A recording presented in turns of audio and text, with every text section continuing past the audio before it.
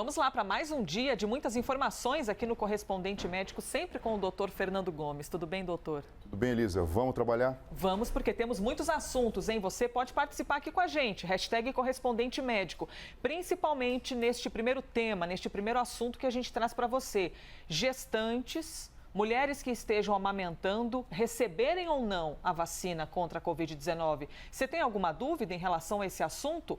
Mande para a gente, viu? Vai lá no Twitter e deixa a sua pergunta marcando a hashtag Correspondente Médico. Por que eu estou falando tudo isso? Porque a gente começa o nosso quadro com a recomendação da Anvisa de suspender o uso da vacina da AstraZeneca em grávidas. O que se discute são os riscos da vacinação nas gestantes pela possibilidade de algum efeito colateral. O Ministério da Saúde recomenda a vacinação, pois mortes em gestantes aparecem principalmente se essas mulheres tiverem comorbidades como diabetes, obesidade, asma, hipertensão, doença cardiovascular e também doenças autoimunes.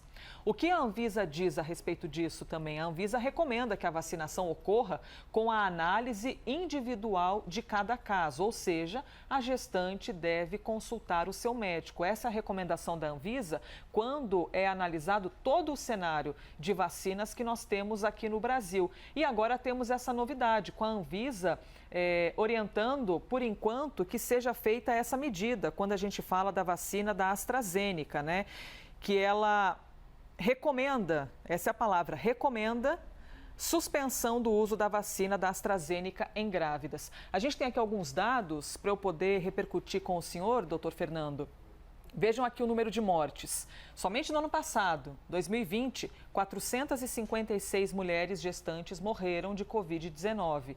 Essa aqui é uma informação segundo o Observatório Obstétrico Brasileiro. E neste ano, apenas em 5 meses, apenas até o mês de maio, meados de maio, 575 mortes. Isso significa um aumento de aproximadamente 26% somente em 5 meses.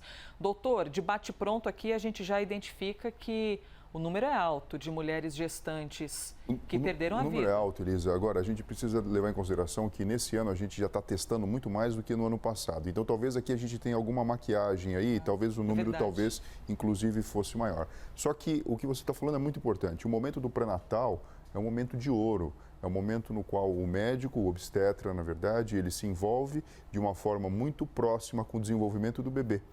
E então, qualquer ponto de dúvida, de risco, faz com que a gente preste atenção de uma forma diferente, porque a gente tem uma vida ali de um brasileiro sendo desenvolvido dentro do útero materno.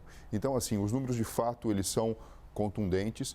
Talvez aqui a gente tenha alguma interferência do próprio processo natural que a gente viu da pandemia, do aumento de testagem e, portanto, maior detecção, mas nitidamente o número é maior, o que faz com que a gente tenha um olhar diferente, nos trazendo a preocupação de realmente vacinar as gestantes, para que a gente possa garantir que não tenha nenhuma complicação relacionada ao coronavírus. Por outro lado, a gente tem essa orientação.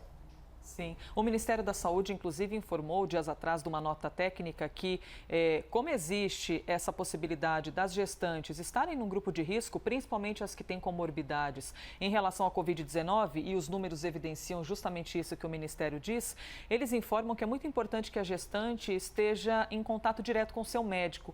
Por que isso é importante, doutor? Por que a gestante tem de conversar bastante com o médico para saber quais são as limitações, os riscos? Mais uma vez, como a gente sabe, esse período pré-natal é um período de um relacionamento muito próximo em que você prepara, na verdade, essa gestante para ter o seu bebê. E se algum problema é detectado, você consegue, de alguma forma, pelo menos contornar ou dar a maior assistência possível para que esse bebê nasça com toda a segurança que, então, é possível. Agora, se existe uma discussão, uma dúvida, um risco em potencial em relação à vacinação, é muito importante que esse contato de um médico com a gestante esteja sempre presente, porque uma orientação e até mesmo o monitoramento de um risco ou de uma complicação seja feito em tempo hábil, para que você possa oferecer o que tem de melhor do ponto de vista médico e científico. Doutor, tem mais uma informação aqui importante que eu creio que seja relevante a gente poder trazer aqui para quem está assistindo, para as famílias que têm gestantes, até porque são aproximadamente 3 milhões de gestantes todos os anos aqui no Brasil. Ainda falando do Ministério da Saúde, uma nota técnica do Ministério informou que vírus inativado já é conhecido no calendário de vacinação em gestantes e puérperas. E isso baseia as entidades a acreditarem que vacinas com vírus inativado não oferecem riscos. Aí eu te pergunto o contrário, doutor. Já que o vírus inativado não oferece risco, a gente tem alguma vacina aqui no Brasil que seja com o vírus vivo? A gente tem que se preocupar? Alguma delas tem essa característica? Sabe que a Coronavac é feita com vírus atenuado. Então, dentro dessa linha de pensamento, seria a que mais fecha com essa questão de segurança. É lógico que é tudo muito novo, né? Agora, vamos parar para pensar? Quais são as outras formas que a gente tem do desenvolvimento da vacina? RNA mensageiro, partícula do vírus encapsulada num vetor viral, e acaba sendo mais do que a Oxford e a AstraZeneca tem a oferecer. Então, assim, é tudo muito novo, né? Você lembra do que a gente deu aqui de notícia, de uma possível correlação da vacinação com o aumento da formação de trombos. Isso seria um problema, obviamente, no desenvolvimento da gestação, mas os números também não eram, assim, tão contundentes a ponto de você falar, olha, vamos correr o risco de desenvolver um sistema imunológico, não desenvolver o sistema imunológico com a vacinação, em detrimento da possibilidade de uma trombose. Então, no meu ponto de vista, vacina boa é vacina no braço e todo mundo tem que ser vacinado. Surgiu a dúvida, é fácil, você tem um profissional de saúde, você tem um médico, existe um serviço de pré-natal que toda gestante tem que estar fazendo parte, e essa dúvida ela pode ser tomada de uma forma individual, ser solucionada de uma forma individual, e a decisão, então, ser acompanhada bem de perto para que a gente não tenha nenhuma complicação e nenhum futuro brasileirinho aí sofra algum risco. Saúde para as nossas gestantes, não é, doutor? Vamos aqui para o nosso próximo tema, é aquela dúvida se os animais de estimação podem ou não pegar Covid-19. Veja só, uma pesquisa da Fiocruz mostrou que os humanos podem passar o vírus para os bichinhos dentro de casa. E temos aqui, inclusive, uma informação a respeito dessa análise. Vejam só, foram analisadas 21 famílias com algum infectado com Covid-19. No total, 39 animais de estimação participaram do estudo. Em quase metade dessas famílias, os animais também foram infectados. Vejam aqui, de 21 famílias, aparecendo aí na tela para você, 9 cachorros se infectaram e 4 gatos também se infectaram. Bom, doutor Fernando, o estudo já revelou que os humanos podem passar para os bichinhos. Mas e ao contrário? Pegar um cachorro no colo, apertar um pouquinho um gatinho, pode fazer com que eles infectem o ser humano? Isso não está provado ainda, Elisa, mas de fato a gente sabe que os humanos podem passar para os animais de estimação e a gente também teve em animais silvestres, inclusive tidos em cativeiro, a notícia da presença da SARS-CoV-2. A manifestação clínica nos animais, por sorte, é uma manifestação mais leve ou branda. Mas, de qualquer maneira, a gente não quer que nenhum pet, não sei se você tem pet em casa ou cachorrinho, passe por uma situação como essa. Pois é, a gente não quer ver os animais sofrerem, né? Porque eles acabam fazendo parte ali da família. E desde o começo da pandemia, doutora, a gente tinha essa pergunta muito latente, né? Será que os animais podem pegar a Covid? Estou andando na rua, vi um cachorrinho com alguém. Ai, posso passar a mão e tal? Já temos um sinal de alerta, o registro de que os humanos podem passar para os animais. Talvez o que aconteça, Elisa, é que o sistema imunológico dos animais de estimação, a gente está falando principalmente dos cães e dos gatos, tem uma característica diferente, o que oferece para eles uma proteção adicional. Eu estou querendo dizer o seguinte, a manifestação clínica não é tão grave assim. Então, por exemplo, os cachorrinhos que tem lá em casa, o Shake e o Bruce, eles não correm o risco que um ser humano como a gente acaba correndo. Mas é lógico, todo cuidado é pouco e a questão de higiene e preocupação com todo esse ambiente é importante. Existe até o desenvolvimento de uma vacina na Rússia para proteger os animais em relação a SARS-CoV-2. Shake e Bruce. Isso. Esses são os nomes dos campeões. São os 2 leões que você tem lá na sua casa, né, doutor?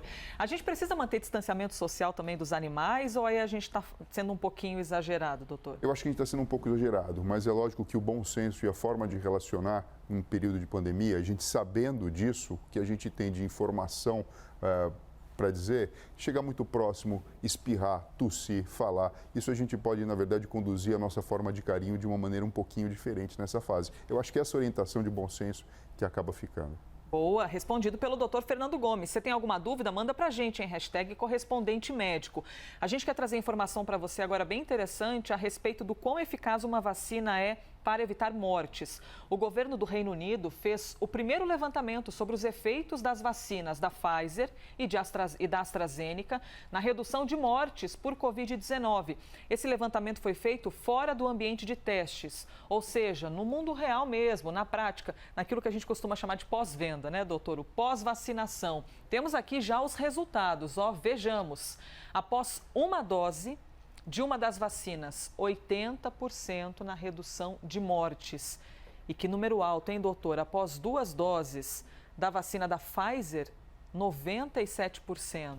E aí, doutor? Bom, isso aqui mostra um impacto muito positivo da vacinação e a gente sempre que conversa sobre todo o arsenal de possibilidades para combater essa pandemia, combater o coronavírus, sempre a gente reforça que esse método de prevenção, que é a vacinação em massa, traz vantagens que realmente elas são indiscutíveis. Então, se uma dose, eu estou falando aqui da vacinação incompleta, é capaz de reduzir 80% da mortalidade, lembrando que a mortalidade por coronavírus acontece nos casos graves, que por sorte são a minoria, correspondem à minoria. Sim. Mas mesmo assim você consegue reduzir, isso é um dado muito importante. Lembrando que o indivíduo, para morrer de coronavírus, ele vai passar antes pela necessidade da internação e da utilização de um leito de UTI. Então, fazendo o pensamento ao contrário, eu posso imaginar que eu ajudo a desafogar o sistema de saúde e oferecer suporte para todo mundo. Quando eu passo para a análise da vacinação completa, e a gente está falando, por exemplo, das 2 doses, e aqui a gente já discute abertamente a possibilidade de uma 3ª dose e da inserção da vacinação no próprio calendário de imunização,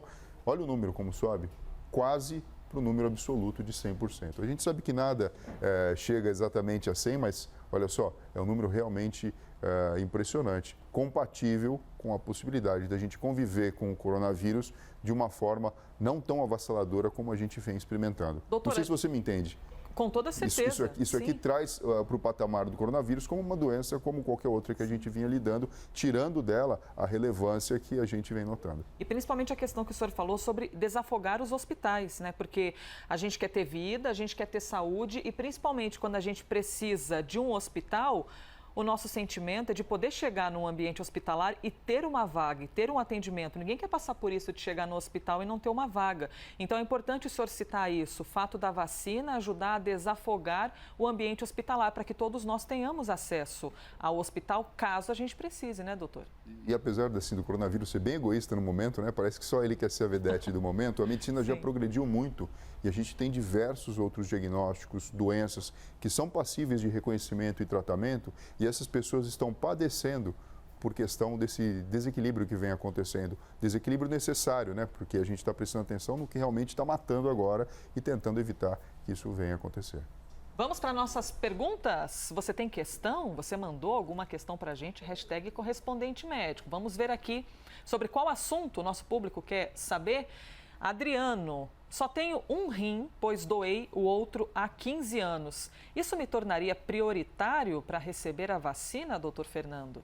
Olha só, pelo ato bondoso dele, eu falaria o seguinte, sim. Com toda certeza. Com toda certeza. Doaste um rim, com toda certeza. Exato, mas olha que interessante, a gente tem vários órgãos do corpo que existem duplicidade, os pulmões, na verdade, e os rins, por exemplo. Sim. E o que acaba acontecendo? Existe um processo que a gente chama de vicariação. Então, um rim consegue fazer o papel dos 2. O próprio fígado tem a capacidade de regenerar também e assim sucessivamente. É uma coisa que existe no corpo da gente que faz com que a vida permaneça a despeito da lesão de um órgão em espelho. O que acontece? Ele doou um rim. Ele doou um rim para uma pessoa que precisou de um transplante renal. Essa pessoa, sim, acaba entrando dentro da lista de comorbidades. Quem recebeu o rim? Quem recebeu, porque utiliza imunossupressores e tem toda uma questão diferente em relação às infecções e prevenção. Ele, no caso, acaba sendo considerado um super-herói em vida, Doou um rim, mesmo assim está bem. Então, infelizmente, ele não entra como prioritário para a vacinação. Mas, moralmente, eu daria para ele vacina em primeiro lugar. Moralmente, mereceria um troféu por isso, hein, Adriano Barbosa? Obrigada, viu, Adriano, pela sua participação. Ana Lúcia, do interior do estado de São Paulo, da cidade de Leme. Quem toma anticoagulante tem problema em tomar a vacina contra a Covid? Essa pergunta da Ana Lúcia é interessante, Quem toma anticoagulante é porque tem a predisposição da formação de trombos. Então, uma trombose venosa profunda, a formação de coágulos, por exemplo, no coração, no cérebro e assim sucessivamente. Levando em consideração que existe a preocupação que alguma vacina possa aumentar o risco de trombose, a gente pensaria que sim, poderia ter alguma contraindicação. Mas, de fato, não. O indivíduo que toma anticoagulante, ele já tem essa proteção adicional para evitar a formação de trombos. E como a injeção também é feita numa região que não é profunda, se fosse, por exemplo, uma injeção que tivesse que entrar para dentro do duramata e para o sistema nervoso central, haveria uma contraindicação pela questão mecânica da injeção da vacina. Mas, na verdade, não há. Então não tem contraindicação, pode tomar vacina. Muito bom, viu como é importante você mandar sua pergunta, sua participação aqui, porque, por exemplo, a dúvida da Ana Lúcia pode ser a dúvida de muitas outras pessoas que já tiveram essa questão respondida pelo doutor Fernando. Participe cada vez mais, viu? E, doutor Fernando, obrigada, viu? Porque precisamos do senhor aqui para responder tudo isso, todas essas questões. Amanhã nos vemos mais uma vez. É isso aí, conte sempre comigo, viu, Elisa? E, pessoal, até breve. Muito bom, obrigada a todos que participam e assistem este que foi mais um Correspondente Médico.